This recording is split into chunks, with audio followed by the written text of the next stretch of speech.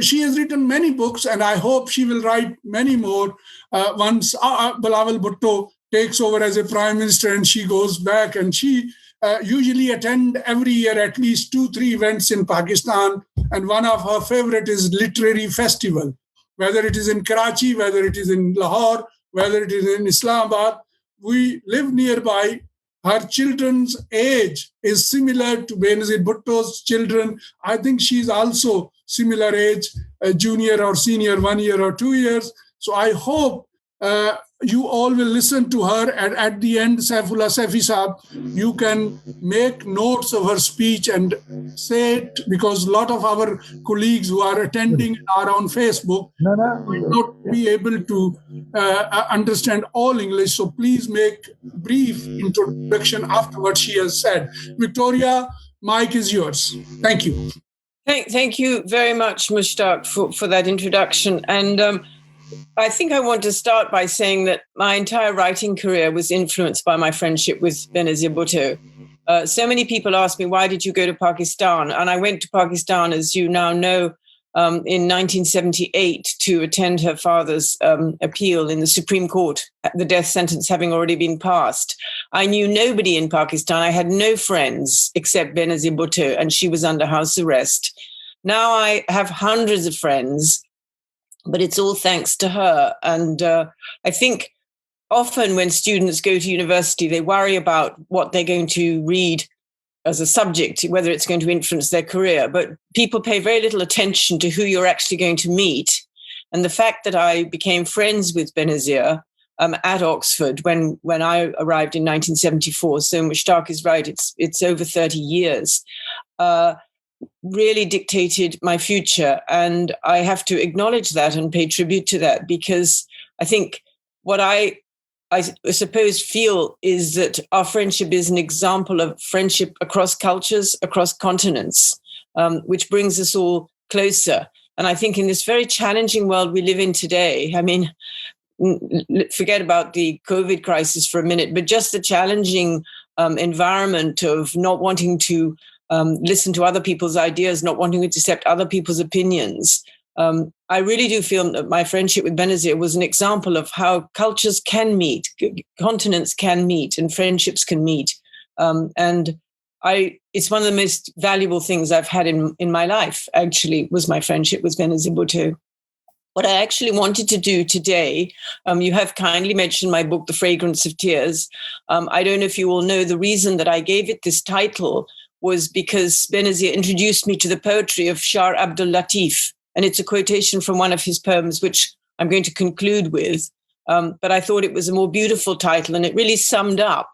It was a beautiful friendship, but at the same time, it brought tears at the end. So that's why I called the book The Fragrance of Tears.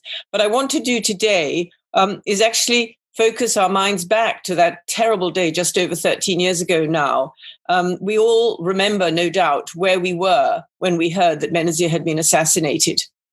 And this is how I begin the book, which, again, I think captures both the British influence and, what you all remember going on in Pakistan.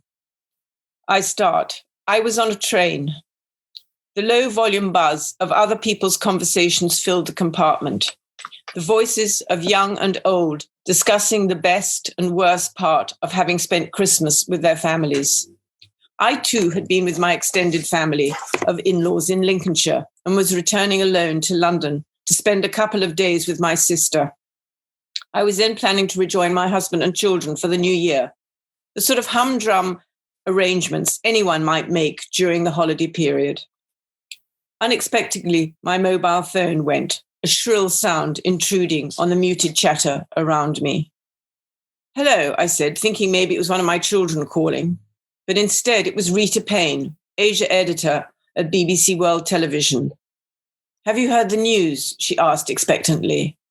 "No," I responded, sudden tension gripping my voice. "I'm on a train. What's happened?" "There's been an explosion in Rawalpindi, where Benazir was addressing an election rally. Initial reports are that she's unharmed, but we're waiting to hear more. I'll let you know." I hung up, an uneasy sensation saturating my thoughts. Benazir Bhutto, My close friend since our days together as students at Oxford University in the 1970s, was standing in Pakistan's forthcoming general elections. If her party, the Pakistan People's Party, won, she would become Prime Minister of Pakistan for the third time, having made history in 1988 as the first female Prime Minister of a Muslim nation aged just 35. The stakes were high. Regardless of the mood of change sweeping the country, the President, General Pervez Musharraf, was hoping he could retain supreme authority, having just lifted a state of emergency.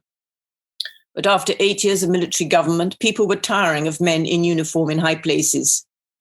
Instead, they wanted a return to civilian government. Opposing Benazir and the PPP was Nawaz Sharif, leader of the Pakistan Muslim League, Nawaz faction. He too was hoping he'd become prime minister for a third time, having been ousted by Musharraf in a bloodless coup in 1999.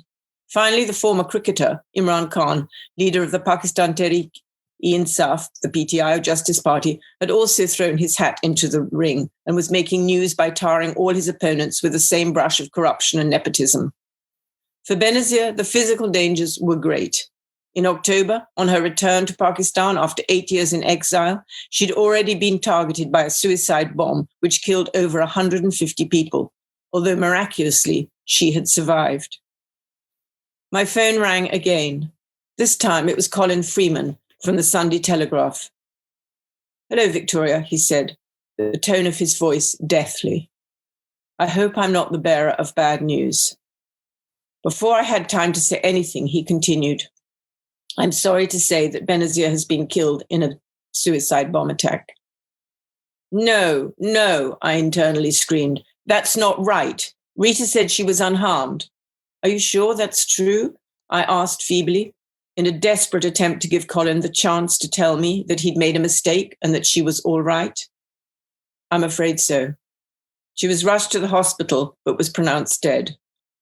He gave me a few more details and then hung up, saying that he knew the Telegraph would want me to write something for the paper and would be in touch. Another call was already coming through. It was Rita again. "I know Rita," I said, before she had time to repeat Colin's dreadful words, my voice breaking in the prelude to tears. "We'll want you to come into the studio as soon as you reach London, if that's okay." I agreed. Somehow, if I couldn't instantly transport myself to Pakistan, being in a BBC studio where I'd gone so often as a commentator on South Asia was the next best thing. My first priority was telephoning Benazir's sister Sanam, known as Sunny to her family and friends, who lived in London. By the time I got through to her, I'd arrived at King's Cross, and so I found myself sobbing and at the same time shouting to make myself heard above the noise of the station. Sunny was crying too. "You see what they've done? They've gone and killed her." "I'm so sorry," I replied, barely able to comprehend the overwhelming heartbreak of a woman who had already lost her 2 brothers and father violently and had now lost her sister. "I'm leaving for Karachi," she continued, her voice a little calmer.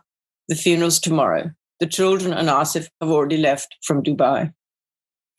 When I got to the BBC studio in White City, the news of Benazir's assassination was running almost continuously as the lead story.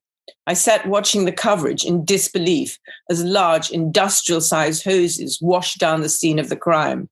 Why are they washing the streets, I thought? Surely they would want to preserve as much evidence as possible.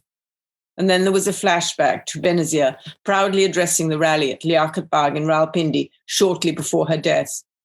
She had a large garland of red and white flowers around her neck and looked her usual defiant self, standing on a podium as she spoke to the crowds gathered in front of her. The camera cut to a still of her face with the dates 1953 to 2007. It seemed so shocking to see the date of her death joined to her date of birth, indicating the finality of her life. When at last I made my contribution to the news program, I paid my respects to the woman whose personal and political highs and lows I had witnessed as a journalist, commentator, and most importantly, as a friend for 33 years. Eventually, I went home. I still felt stunned. I simply could not believe that she was dead. It seemed like the most horrible nightmare.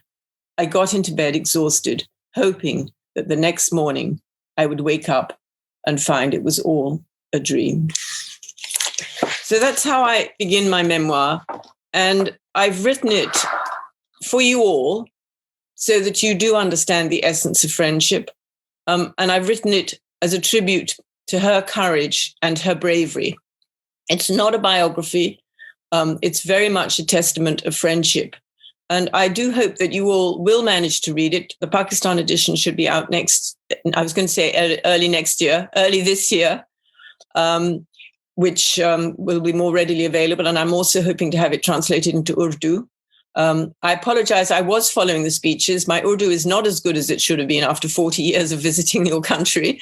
And I think I've been to Pakistan more times than I've been to any other individual country other than my own country. But I'm still working on my Urdu. But I feel that, as I say, I feel so privileged that I did have that friendship with her. And it's unusual in a way. Never did she push me to one side when she became prime minister, as though, I was a sort of a journalist and she was prime minister. And I think we've heard in the other speeches today, her tremendous compassion for everybody, whoever so they might be. The fact that she would listen, she would take care. And she did have that empathy. And I'm literally just going to conclude with the poem, because there are a lot of other speakers. And as Mushtaq has said, we could carry on and speak for 10 days about our individual experiences. But now so much of mine are actually in the book, which, as I say, I felt it was timely to write. It is 13 years after her assassination. I couldn't somehow write it beforehand. It was too raw. But this is why it's the fragrance of tears. And I've concluded the book with this when I go to pay my respects at the mausoleum where she lies buried. The sorrowful smell of the mist lingering over the Indus, gentle waves of rice, dung, and rind. This is the salt cry of Sindh. As I die, let me feel the fragrance of tears. So thank you all very much. And thank you all so much for your friendship, because I do feel very privileged. And one thing, whenever I say I'm off to Pakistan, as you can imagine, as a Westerner, first question is, people say, is it safe? And I say, well, of course it's safe. I've got so many friends. I'm welcomed in so many places. And that's Benazir's gift to me, that I have such a close relationship with your country. And it's also meant, as Mushtaq has said, that I've studied in depth the Kashmir issue. My book is now in its 5th edition, coming out also this year. And it's true, we did cross at Wagah. He did accompany me to Wagah because I was concerned the border was closed. I was crossing on foot. Mushtaq, I couldn't give quite the full story, so please don't be upset. I just had to briefly mention it. But I'm very conscious of all of that friendship. And so thank you. And I think we do have to mourn still the loss of a magnificent woman whose courage surpassed so many others. She was concerned about going back, but as she said to me, and I heard her say it to so many others, life and death are in God's hands. And I think, obviously, she prepared for the worst, but she hoped for the best. I, too, thought after intense anxiety, maybe she'll get through it, maybe she'll survive. But as we know, she didn't. And that's why I wanted to focus most of my words on how the news reached me, because you will all have your individual recollections of how the news reached you. Thank you so much. Thank you so much, Victoria. You have shared your beautiful memories, and we are grateful to you for your invaluable time.